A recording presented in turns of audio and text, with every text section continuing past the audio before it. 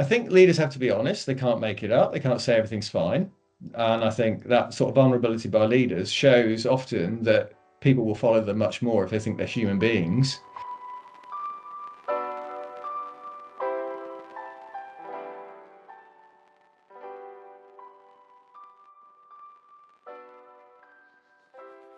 Well, yeah, high performance teams. I think you could start with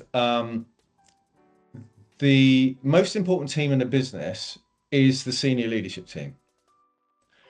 And I say that because everything flows from there. You have to have a, yeah, if you sit with the leader, you sit with the CEO, sit with the directors, and you say, how high performing is this team? Well, it's pretty high performing. Well, okay, well, where's it falling down? Well, I've got a question mark over one person in the team. Okay, well, maybe they shouldn't be there. Maybe they should be in a different seat. Maybe they were over promoted. Um, so you've got the people on the team. That's one thing. But then you've got how do you create a team that becomes high performing? And it goes back to the first part, but it goes back to purpose. What's the purpose of the team? I always say to people who are about to be promoted onto a leadership team, one of the key differences is the job you were doing, you had to be an expert in that job. So let's suppose you were a director of marketing, or you were head of marketing, or you were head of sales, and suddenly somebody says, right, you're going to be now director of sales on the leadership team. What's the big difference? The big difference is suddenly you have to understand the business and not just sales. So suddenly you've gone from deep to wide. You still have to understand sales, but you also have to understand marketing, operations, IT, everything about the business. And so the purpose of a leadership team is to get everyone focused on where the business is going, real clarity, real alignment, and understanding what the purpose is. When the purpose is sorted out and everyone understands it, the leader has got to create a culture of psychological safety. Then people will be more relaxed when they come together. And psychological safety is really created by what Patrick Lencioni calls vulnerability-based trust. Vulnerability-based trust is where I can be open and transparent with you about who I am, what I like, what I don't like, how my life's going. And when we create a lot of that, we trust each other so much that, you know what, you can challenge me and I can challenge you, and we're okay about it. And great teams, and you see it perfectly demonstrated in sports teams, they will challenge each other massively, but nobody takes offense. Everyone goes, great. That feedback you gave me through your challenge was what I needed. And when you get a great high performing team, they go, yeah, I needed that. That's great. Challenge me more, because they've got this basis of trust, this vulnerability based trust. And when you get that challenge coming out all the time in a good way, and people say, yes, that's what we need, then you can start to hold people to account. And going back to what we were discussing kind of off air before this about the questioning side, that comes into its own in challenge, because you can challenge people really well by asking them challenging questions rather than giving them answers. So tell me more about what happened when you had this meeting with this client. That can be a very challenging question. And they say, well, it didn't go so well. We didn't win the pitch. Okay, tell me why you think we didn't win that pitch. What went wrong? How did it go for you? What were the circumstances? And then you get to the heart of it. So it can be really challenging. And if we've got a great relationship based on trust and vulnerability based trust, you'll open up, I'll open up. And actually what we're trying to do is reach the truth.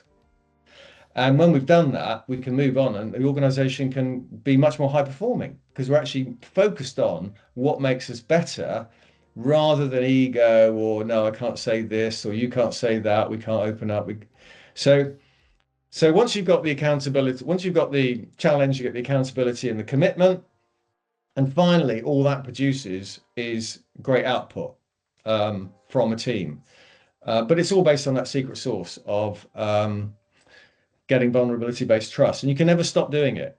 The teams I've worked with countless management teams over the years, and all of them I start off by developing vulnerability-based trust through various exercises, various questioning techniques, and to get them to really open up and go outside their own comfort zones to be open and vulnerable. And then success happens. It's extraordinary.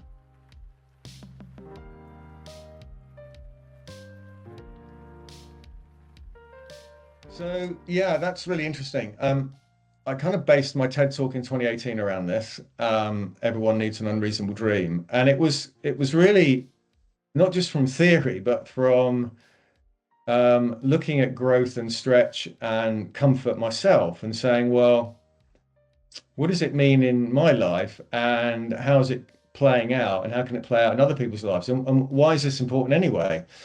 So I think the more you think about it, the more that going from comfort to stretch is where life really happens. It's where energy happens. It's where we learn. And uh, and once we start to do that, we start to move from comfort to stretch, and we achieve something because it's something that we didn't quite know if we could do. We've learned something along the way.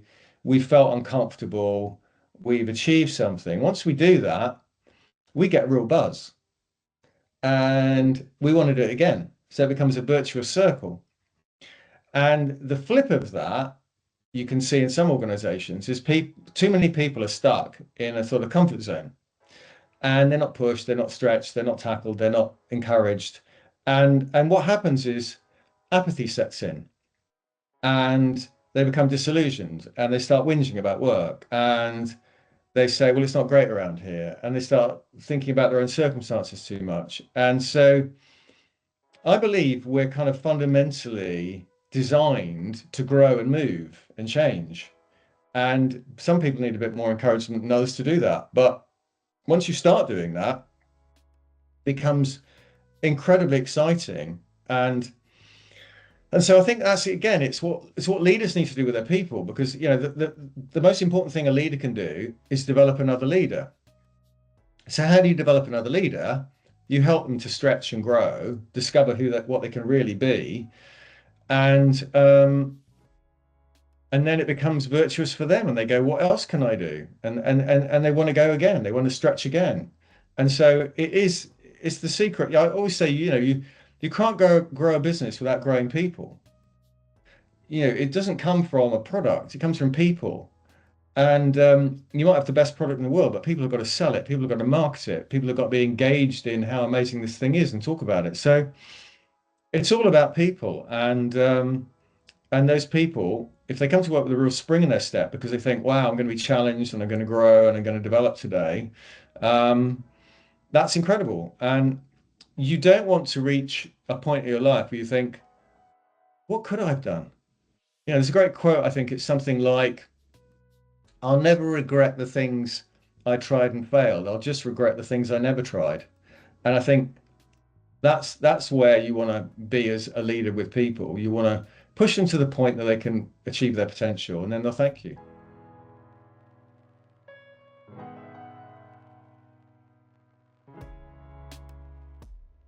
Yeah, well, I think uncertainty is going to happen.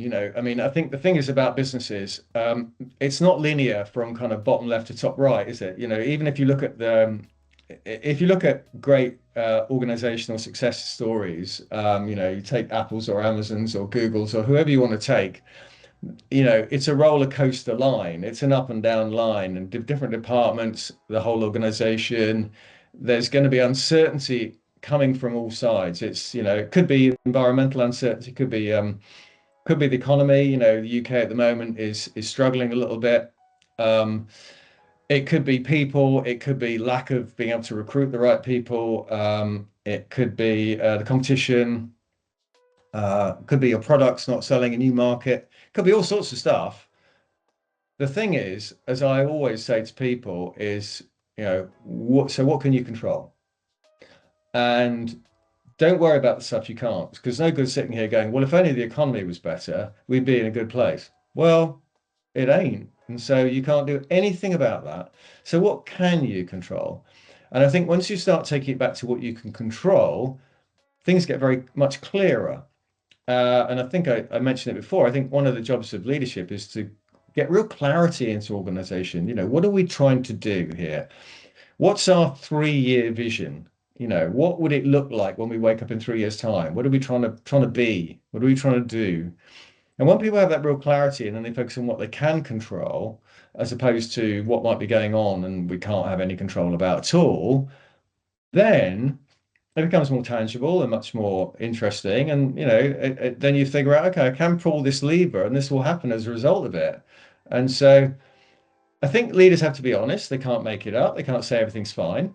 And I think that sort of vulnerability by leaders shows often that people will follow them much more if they think they're human beings and they're just sort of making things up to sound good. People will see through that and the authenticity that it's not. But yeah, I think that's what leaders have to do. They have to create a real clarity about the future, be honest about where they are, and focus on the controllables.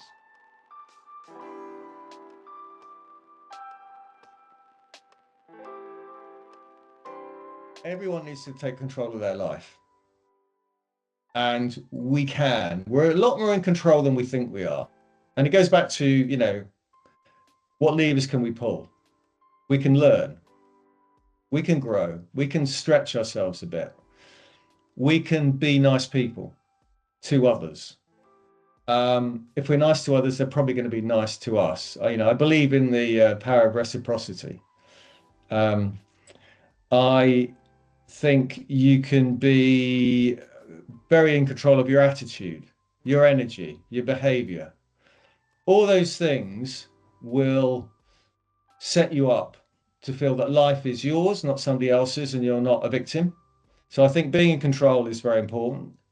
I think the second thing is I want to give people a feeling that life starts at the edge of your comfort zone.